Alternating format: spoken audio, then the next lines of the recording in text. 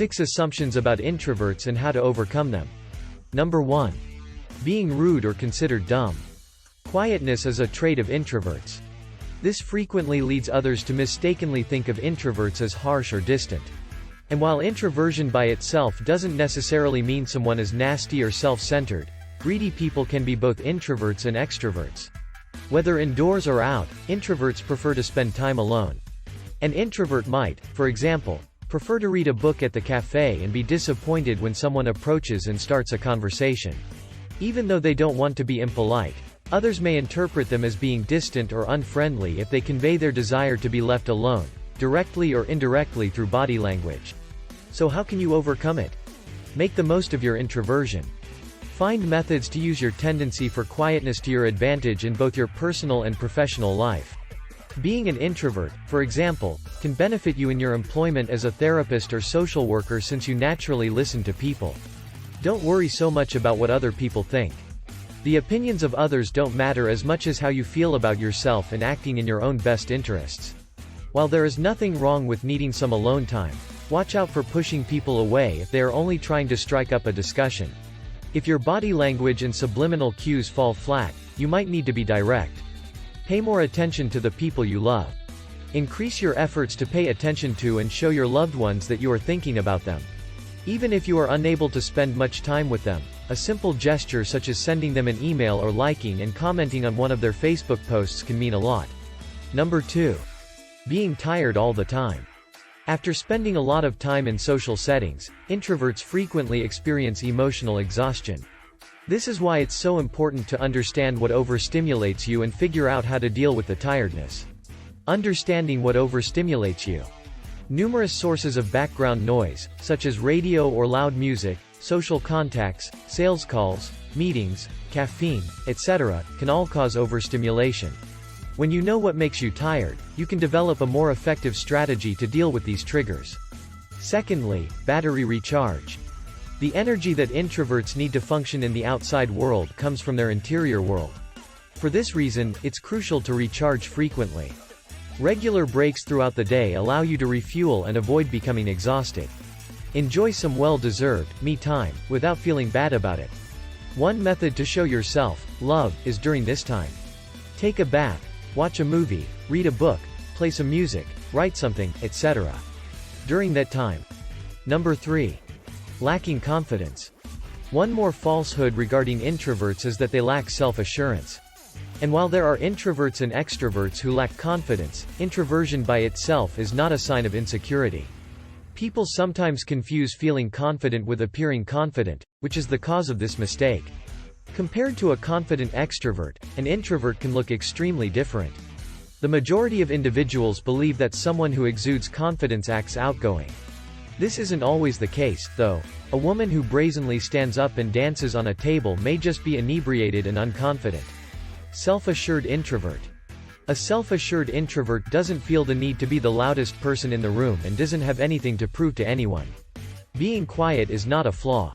It may even work to your advantage. People respect those who are good listeners and only speak when they have something insightful to say. They are regarded as wise. But if you believe you have difficulties in this area, here are some ways to get over them and boost your confidence. Recognize the obstacles to your self-confidence.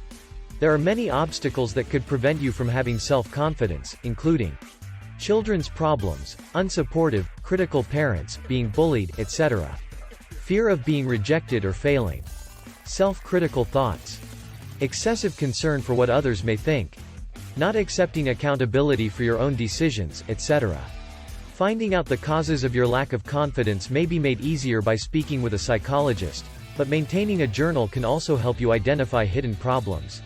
Consider a recent instance in which you experienced a lack of confidence, and then ask yourself, what caused your fear? Did the incident bring to mind a previous occurrence? Did the thought of being extroverted bring back any unpleasant memories? You can determine the best course of action to overcome your lack of confidence by determining the causes of it. Make an effort to try new things. Exposing yourself to the circumstances you are afraid of gradually is the best method to develop confidence. Exposing yourself frequently to social situations with strangers is the simplest method to stretch the limits of your confidence. Make it a practice to engage in conversation with at least one person each day until it becomes second nature to do so. Consciously consider your strengths. Keep a feel-good diary, in which you list your accomplishments, good traits, compliments you've had, thank you notes you've gotten, etc. You can refer to this journal whenever you begin to question your value. Reminding yourself of past successes can help you stop a downward spiral from occurring when you find yourself reflecting on a recent setback or rejection. Join Toastmasters or comparable organizations. Improve your public speaking abilities with the aid of a supportive club like Toastmasters or another comparable organization to help lower your social anxiety and increase your confidence. Number 4. Small talk. It takes more than just guts to start a conversation with a stranger. You also need to know how to make small talk. Why is small talk important?